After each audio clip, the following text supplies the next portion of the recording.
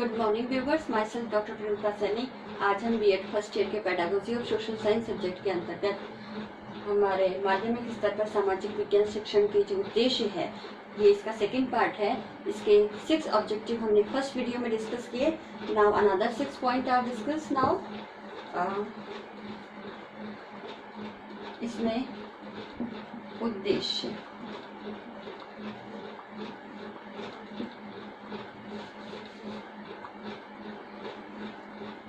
अब इन उद्देश्यों में जो नेक्स्ट ऑब्जेक्टिव है वह है अवकाश के समय का सदुपयोग।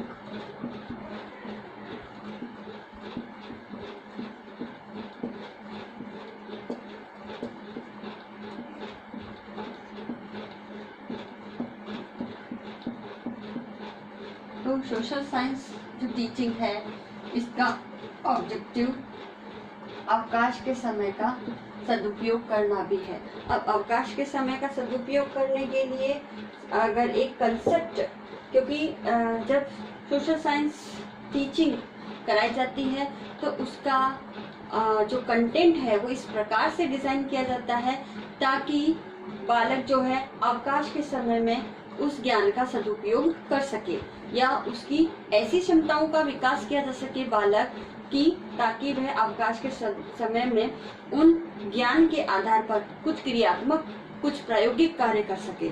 अब इसके लिए आवश्यक है, और एक कहावत भी है कि खाली दिमाग शैतान का घर है। अब खाली दिमाग शैतान का घर है तो उसके लिए आवश्यक है कि बालक को ऐसे टास्क दिए जाएं ताकि वह अवकाश के समय में अपने आप को बिजी रख सके। अब बिजी रख सके, अब इसके लिए आवश्यक है कि सामाजिक विज्ञान शिक्षण के अंतर्गत जो सामाजिक और भौतिक वातावरण है हमारा, उसके अंदर जो भी स्रोत हैं जो सामाजिक विज्ञान विषय की विषय वस्तु बनाते हैं, उन स्रोतों के माध्यम से अवकाश के समय में बालकों को बिजी रखा जाए। यानी कुछ ऐसे क्रियात्मक और प्रैक्टिकल कार्य दिए जाएं ताकि बालक उसके अंतर्गत बिजी रह सके, अवकाश के समय का सदुपयोग कर सके और रुचि के साथ उसमें कार्य करते हुए, मनोरंजन के साथ सीखते हुए अधिगम कर सके।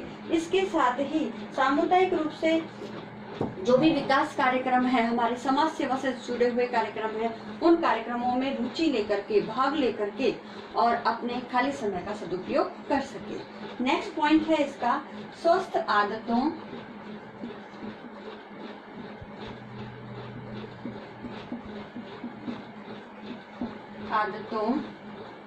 एवं उचित अभिवृत्ति या अभिवृत्तियों का विकास। तो इस ऑब्जेक्टिव के अनुसार जो है सोशल साइंस टीचिंग के अंतर्गत बालकों के अंदर स्वस्थ अभिवृत्तियां हैं, स्वस्थ मनोवृत्तियां हैं, स्वस्थता है अपने शारीरिक रूप से लेकर के, उसका भी ज्ञान इसके अंतर्गत दिया जाता है। और जो स्वस्थता है वो पर्यावरण से जुड़ी हुई भी हो सकती है, साथ ही शुद्धता है और हमारा स्वावलंबन, कठिन परिश्रम, ये जो अच्छी आदतें हैं, स्वस्थ रहने की आदतें हैं, और सहनशीलता, सहिष्णुता, साथ ही संवेगात्मक स्थिरता, आत्मसंयम, धैर्य, सहनशीलता और सहानुभूति, आत्मसम्मान, ये सब जो कंसेप्ट हमारे गुण हैं हमारे चरित्र के अंदर होने चाहिए।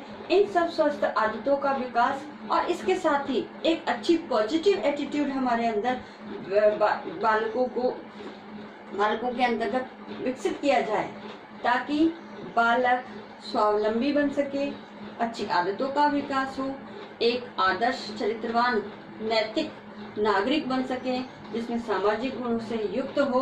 और ये सभी तभी होगा जब बालक में स्वस्थ आदतें और उचित अभिवृत्तियों का विकास होगा। अब इसके लिए जो है बाइनिंग और बाइनिंग महोदय ने एक डेफिनेशन दी है। उस डेफिनेशन के अनुसार सामाजिक विज्ञान के शिक्षक को अपने छात्रों के अंतर्गत वैज्ञानिक दृष्टिकोण, सच्चाई, सहिष्णुता, सहयोग, नागरिक उत्तरदायित्व और बुद्धिमत्ता पूर्वक कार्य करके, सहयोग करके उचित अभिवृत्तियों के विकास के लिए उचित अवसर उन्हें प्रदान किए जाएं। और ये किसके अंतर्गत हो सकता है? सामाजिक विज्ञान शिक्षण के अंतर्गत ही हो सकता है कि बालकों की वैज्ञानिक अभिवृत्ति का विकास हो, उसमें स्वावलंबन की भावना हो, सहयोग की भावना हो, उस उचित अभिवृत्तियां उसके अंदर विकसित हो। और ये तभी होगा जब सोशल साइंस टीचिंग के माध्यम से हम इस कंटेंट के द्वारा बालकों के अंदर स्वस्थ आदतें और उचित अभिवृत्तियों का विकास कर सके। नेक्स्ट पॉइंट है अपनत्व की भावना।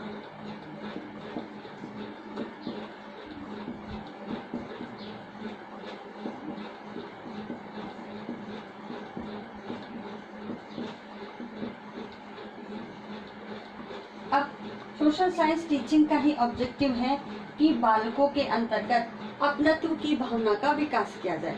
अब अपनत्व यानी ये मेरा परिवार है, ये तो भावना हर बच्चे में होती ही है, लेकिन ये हमारा समाज है, ये हमारा देश है और ये हमारा गांव है, प्रांत है, तो इसके माध्यम से अपनत्व की भावना हो। तब अपनत्व की भावना होगा तभी बालक के अंतर्गत जो है राष्ट्रीयता की भावना और अंतर्राष्ट्रीयता की भावना का विकास हो सकता है।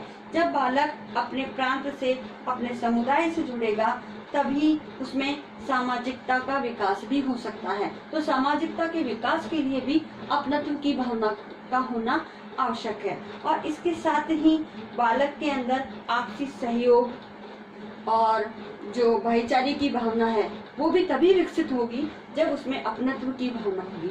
और अपनत्व की भावना के कारण ही राष्ट्रीय भक्ति, देशभक्ति की भावना का विकास भी किया जा सकता है। और देशभक्ति की जब भावना होगी तो डेफिनेटली अंतर्राष्ट्रीय स्तर पर अंतर्राष्ट्रीय सद्भावना का भी विकास होगा। अब नेक्स्ट जो पॉइंट है राष्ट्रीय एवं अंतर्राष्ट्रीय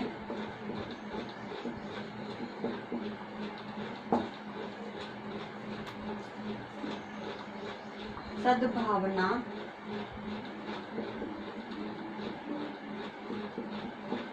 का विकास।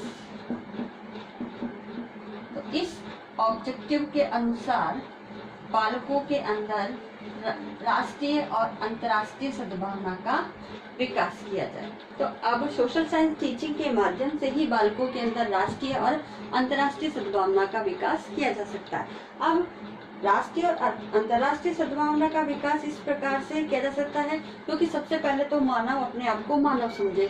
जब तक मानव अपने आप को मानव नहीं समझेगा तब तक उसमें अपनत्व की भावना नहीं आएगी, और अपनत्व की भावना जब आएगी तो उसमें भाईचारे और सहयोग की भावना का विकास होगा। और यही चल करके आगे देश की भक्ति, राष्ट्रीय एकता और भाईचारे की भावना का उसमें विकास होगा। और इसी के आधार पर आगे चल करके जब बालकों को विभिन्न राष्ट्रों के अंतर्गत संधि, समझौते ये सब हम पढ़ाए जाए और पढ़ाते हैं सोशल साइंस के अंतर्गत। साथ ही अंतर्राष्ट्रीय एकता, अंतर्राष्ट्रीय सद्भावना जैसे मानवाधिकार, संयुक्त राष्ट्र संघ, ऐसे कंसेप्ट जब हम बच्चों को पढ़ाते हैं तो उससे अंतर्राष्ट्रीय सद्भावना का भी विकास होता है। क्योंकि बच्चे में ये समझ विकसित होती है कि सभी राष्ट्र एक दूसरे के परस्पर अंतर्निर्भरता रखते हैं, एक दूसरे से संबंधित है, एक दूसरे के विकास के लिए, प्रगति के लिए एक दूसरे पर निर्भर है। क्योंकि जो संसाधन है, चाहे प्राकृतिक संसाधन है चाहे मानवीय संसाधन है, वो सभी देशों में उपलब्ध नहीं है। और इसी कारण एक राष्ट्रीय विकास के लिए, आर्थिक विकास के लिए, सामाजिक विकास के लिए हम मानवीय स्रोतों या मानवीय संसाधनों और प्राकृतिक संसाधनों को लेकर के एक दूसरे के राष्ट्र पर परस्पर अंतर्निर्भरता रखते हैं। तो इससे ही जब ये कंसेप्ट बालक को समझ में आएगा तो उससे न केवल उसमें अंतर्राष्ट्रीय सद्भावना का विकास होगा बल्कि वह अपने देश की प्रगति के लिए भी कार्य कर सकेगा आगे चलकर के। और लास्ट जो इसका पॉइंट है वह है बालकों के व्यक्तित्व का सर्वांगीण विकास।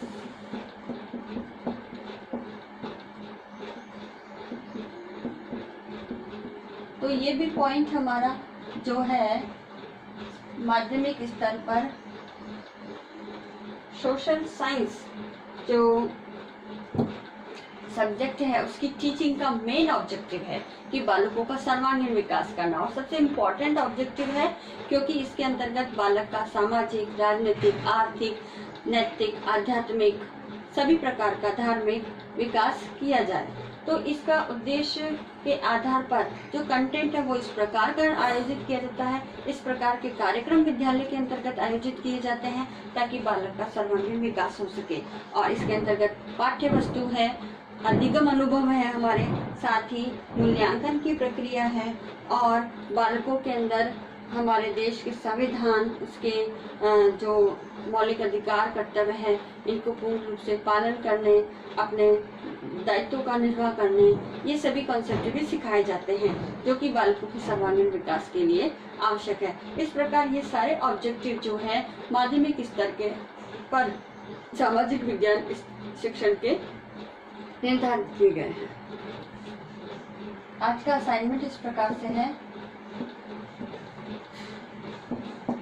इसके अंतर्गत आपको एक क्वेश्चन दिया जाता है कि माध्यमिक स्तर पर सामाजिक विज्ञान शिक्षण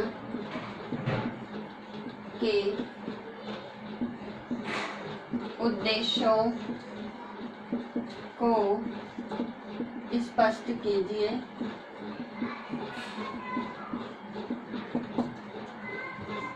साथ ही इस कोरोना महामारी के दौर में आप अपने घर में रहिए, सुरक्षित रहिए। जहाँ तक हो सके अपने सोशल मीडिया ग्रुप में आप कोरोना वायरस की एडवाइजरी जो स्टेट गवर्नमेंट द्वारा जारी की गई है उसके poster, videos, video clipping, messages आदि बना करके आप लोगों को शेयर कीजिए। आई होप ये वीडियो आपके लिए यूजफुल होगा। So thank you.